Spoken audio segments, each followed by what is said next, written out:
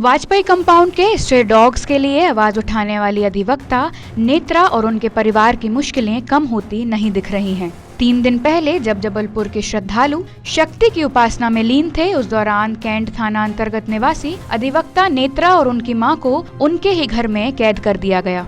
इस हरकत को अधिवक्ता की कार का कांच तोड़ने के मामले के आरोपी मृतक नादा जोसेफ की बहन कामनी जोसेफ ने अंजाम दिया। इसके बाद जब मामले की सूचना कैंट पुलिस को दी गई, तब कैंट थाना प्रभारी दलबल सहित मौके पर पहुंचे और अधिवक्ता के परिवार को कैद से मुक्त करवाया। इसके बाद कैंट पुलिस द्वारा नेत्रा और उनके परिवार को पुलिस प्रोटेक्शन मुहैया कराया गया। हालांकि नेत्रा के भाई वरुण के मुताबिक पुलिस ने उनके घर की ट्रेसपासिंग और तालाबंदी के मामले में प्रकरण दर्ज नहीं किया है। इस पूरे मामले की जानकारी देने आज वो अपनी बहन के साथ एसपी कार्यालय पहुंचे।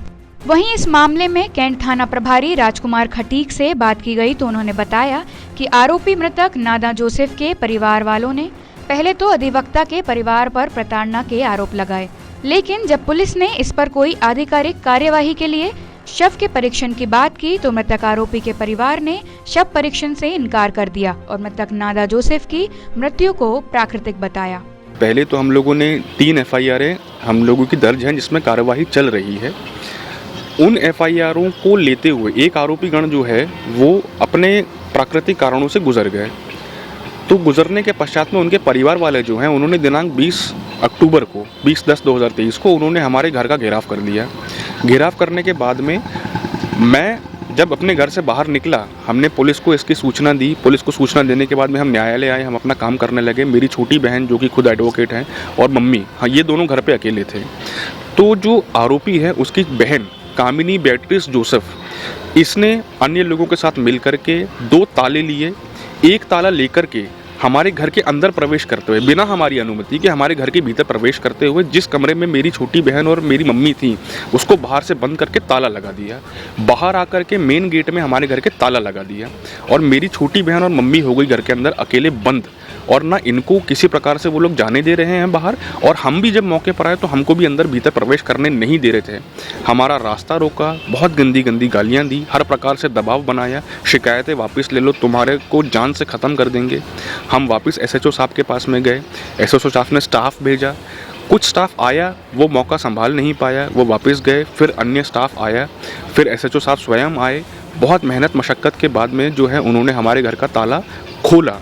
इस बीच उन्होंने जो है हमसे हर प्रकार की अभद्र व्यवहार, हर प्रकार की गंदी गंदी गालियाँ, हर प्रकार के धमकी, डरा, ये सब हर प्रकार का इन्होंने कृत्य हमारे साथ में किया उस जगह पे, महज इसलिए क्योंकि हम विधि अनुसार कार्रवाई कर रहे हैं। हम न्यायालय आते हैं, हम किसी प्रकार की कानूनी कार्रवाई करते हैं तो वो चाहते हैं कि हम वो कानूनी कार्रवाई नहीं करें। अभी इसमें पता चला कि जो जिनकी मौत हुई है, जिनको आरोपी बनाया गया था, वो पहले श्वान वाले मामले में आरोपी नहीं थे, कार में आग लगने के बाद उन्हें आरोपी बनाया गया। नहीं, जो श्वान वाला मामला था उसके बाद में इन्होंने जो श्वान वाले मामले में मुख्य आरोपी हैं उसके साथ मिल करके हमारी वाहन का कांच तोड़ा था दबाव बनाने के लिए कि आप शिकायत वापस ले लीजिए।